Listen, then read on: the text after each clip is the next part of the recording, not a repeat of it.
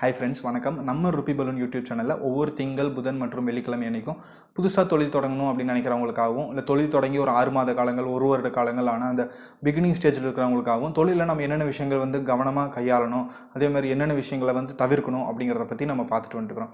அந்த வகையில் இன்றைக்கி நம்ம பார்க்க போகிறது நம்ம கொடுக்குற பொருளாகட்டும், நம்ம கொடுக்குற சர்வீஸ் ஆகட்டும், குவாலிட்டி அப்படிங்கிறது எந்தளவுக்கு வந்து ரொம்ப முக்கியமான ஒரு விஷயம் அப்படிங்கிறத பற்றி நம்ம பார்க்க போகிறோம். ஒரு ஊரில் பார்த்திங்க அப்படின்னா ஒரு கிராமம், அந்த கிராமத்தில் எல்லாருமே விவசாயிகள், எல்லாருமே வந்து ஒரு அவங்களுக்கான விவசாய நிலம் வச்சுட்டு விவசாயம் பண்ணிட்டு இருக்கிற ஒரு கிராமம். அந்த கிராமத்தில் பார்த்திங்க அப்படின்னா ஒரு காலத்தில் எல்லாருமே வந்து நல்ல ஒரு பொருள் வந்து உற்பத்தி பண்ணிகிட்டு இருந்தாங்க. எல்லாருமே வந்து நல்ல காய்கறிகள், ரொம்ப குவாலிட்டியான ஒரு காய்கறிகள் எல்லாமே பண்ணிகிட்டு இருந்தாங்க. அப்போது அந்த ஊரில் வந்து ஒரு விவசாயி என்ன பண்ணார் அப்படின்னா, நம்ம வந்து 100 கிலோ தான் நம்ம இந்த தோட்டத்தில் வந்து கிடைக்குது அப்படின்ட்டு சொல்லி அந்த டைமில் ஒரு ரசாயனத்தை வந்து யூஸ் பண்ணார். அந்த ரசாயனத்தை யூஸ் பண்ணான்னு என்னாச்சு அப்படின்னா, அந்த தோட்டத்தில் வந்து 100 கிலோ கிடைக்க வேண்டிய ஒரு ப்ராடக்ட் வந்து ஒரு 200 கிலோவுக்கு கிடச்சிது. 200 கிலோ கிடச்சான்னு என்ன பண்ணார், அவர் மற்றவங்க எல்லாருமே 100 கிலோ பண்ணிட்டு இருக்கிற இடத்துல இவர் மட்டும் 200 கிலோ கொண்டுட்டு போய் வந்து மார்க்கெட்டில் விற்கும்போது இவருக்கான லாபம் வந்து அதிகமாக கிடச்சிது.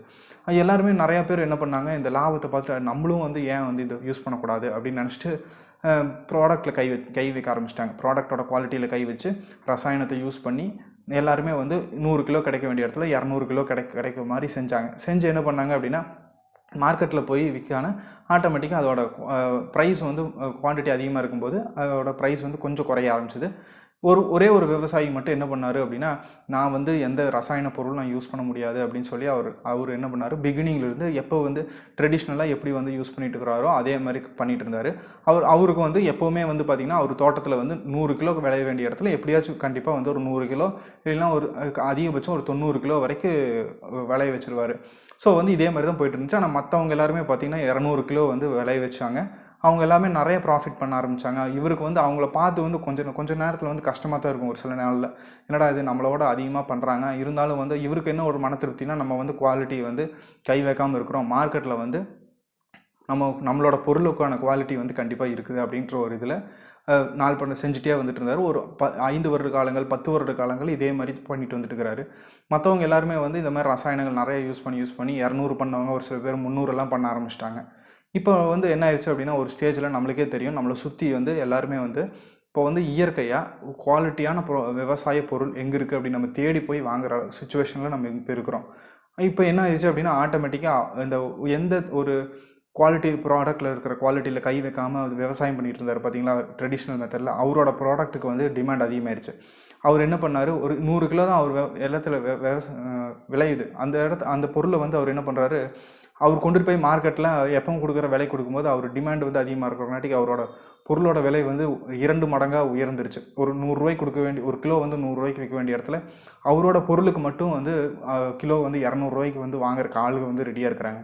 ஆனால் வந்து மற்றவங்கெல்லாம் அந்த 300 கிலோ 200 கிலோன்னு விளைவிச்சவங்களுக்கெல்லாம் வந்து மார்க்கெட்டில் வந்து 100 கிலோவுக்கு போக வேண்டிய ஒரு பொருள் வந்து ஒரு 80 ரூபா 90 ரூபா அப்படின்ற போக வேண்டிய ஒரு சூழ்நிலை ஏற்பட்டுருச்சு. ஸோ வந்து என்னென்னா, இதே மாதிரி தான் நம்மளும் தொழிலில் யாராக இருந்தாலும் என்ன பண்ணுறோம், அந்த ஸ்டேஜில் வந்து நம்ம சீக்கிரமாக பிஸ்னஸ் பண்ணணும், அதாவது அதிகமாக லாபம் சம்பாதிக்கணும் அப்படின்ட்டு நிறையா பேர் என்ன பண்ணுறாங்க, குவாலிட்டியில் கை வச்சிடறாங்க. ப்ரொடக்ஷனில் இருந்தாலும் சரி, அதேமாதிரி சர்வீஸ் சைடில் இருந்தாலும் சரி, சர்வீஸில் குவாலிட்டியில் கை வச்சிடறாங்க. ஒரு கார் வந்து சர்வீஸுக்கு வருது அப்படின்னா, ஒரு கார் வந்து கரெக்டாக பர்ஃபெக்டாக வந்து சர்வீஸ் பண்ணணும் அப்படின்னா ஒரு 5 ஸ்டெப் இருக்குன்னா, ஒரு 5 ஸ்டெப்பில் ஒரு 4 ஸ்டெப்பு மட்டும் பண்ணிவிட்டு ஒரு ஸ்டெப்பு வந்து தெரியாது கஸ்டமருக்கு அப்படின்னு சொல்லி என்ன பண்ணுறாங்க, ஒரு ஸ்டெப்பை வந்து அவாய்ட் பண்ணிடுறோம். இந்த மாதிரிலாம் வந்து இதெல்லாம் வந்து மார்க்கெட்டில் நடக்கக்கூடிய ஒரு சில இடத்துல நடக்கக்கூடிய ஒரு விஷயங்கள். என்ன பண்ணுறாங்க, ஒரு சர்வீஸ் வந்து ஒரு டிஸ்கவுண்ட் நான் தரேங்க சார் உங்களுக்கு, நீங்கள் 100 ரூபா கொடுக்க வேண்டிய ஒரு 1000 ரூபா சர்வீஸ் காஸ்ட் வருது அப்படின்னா ஒரு 50 ரூபா லெஸ் பண்ணி 950 ரூபா சர்வீஸ் பண்ணுவோம். மக்களும் என்ன பண்ணுறோம், ஒரு 50 ரூபா இவங்களுக்கு கம்மியாக இருக்குது அப்படின்னு நினச்சிட்டு போய் நம்ம சர்வீஸ் விட ஆரம்பிக்கிறோம். நாள்பட என்ன ஆகுது, இந்த விவசாயிக்கு நிலமை தான் அதே மாதிரி. எந்த இடத்துல வந்து அதிகமாக வந்து நல்ல குவாலிட்டியான சர்வீஸ் கொடுத்தாங்களோ அவங்களோட இடத்துல வந்து அப்போதைக்கு வந்து சேல்ஸ் டவுன் ஆகும். ஆனால் ஒரு 2 வருட காலங்கள் 3 வருட காலங்களான இந்த குவாலிட்டியில் யாரெல்லாம் கை வச்சாங்களோ அவங்க எல்லாருமே வந்து மார்க்கெட்டிலிருந்து வாஷ் அவுட் ஆயிடுவாங்க. நல்ல குவாலிட்டியாக ப்ராடக்ட் கொடுத்துட்டு இருந்தவங்களும் நல்ல குவாலிட்டியான சர்வீஸ் கொடுத்தவங்க மட்டும்தான் வந்து ரொம்ப நாள் வந்து தொழில் வந்து நடத்திட்டு வர முடியுது. இதில் என்ன அப்படின்னு பார்த்தீங்க அப்படின்னா, தொழில் வந்து யாரெல்லாம் ஆரம்பிக்கிறோமோ என்ன ஒரு தாட் இருக்கணும் அப்படின்னா, லாங் டேர்மாக வந்து தொழில் பண்ணணும். அதாவது வந்து ஜென்ரேஷன் டு ஜென்ரேஷன் நம்ம ஆரம்பிக்கிற தொழில் வந்து அட்லீஸ்ட் ஒரு 2 ஜென்ரேஷன் 3 ஜென்ரேஷனாவது நம்ம வந்து பண்ணணும் அப்படிங்கிற ஒரு நோக்கத்தில் ஆரம்பிக்கிறவங்க யாருமே வந்து குவாலிட்டிலேயோ அதே மாதிரி சர்வீஸில் ஒரு உண்மைத்தன்மை இல்லாமல் வந்து கண்டிப்பாக நடந்துக்க மாட்டாங்க.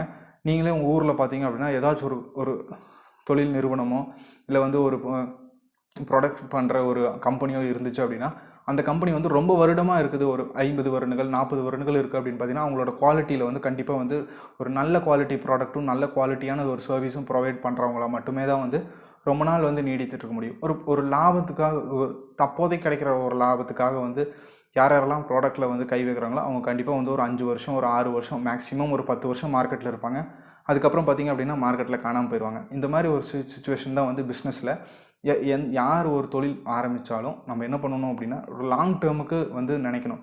ஒரு நம்மளுக்கு அடுத்தது வந்து இந்த தொழில் பண்ணுறவங்களுக்கும் நம்மளோட தொழில் வந்து குவாலிட்டியாக இருந்துச்சு அப்படின்னு சொல்லி அவங்களுக்கு கஸ்டமர் வரணும். அந்த மாதிரி ஒரு தொழில் வந்து நம்ம எல்லாருமே பண்ணணும்.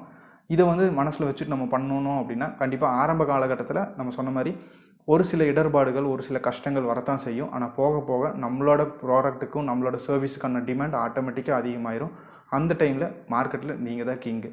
ஸோ வந்து இதுதான் வந்து நம்ம எப்போவுமே வந்து குவாலிட்டி வந்து ரொம்ப முக்கியமான ஒரு விஷயம். இது யாருமே வந்து ஆரம்ப ஸ்டேஜில் நினைக்க மாட்டோம்.